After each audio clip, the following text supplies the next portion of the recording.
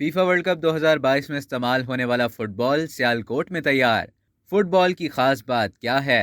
FIFA world cup 2022 में इस्तेमाल होने वाला फुटबॉल अल रिहला सियालकोट की एक फैक्ट्री में तैयार किया गया है। जदीद टेक्नोलॉजी से तैयार होने वाला फुटबॉल बड़ी महारत और निफासत से बनाया गया है।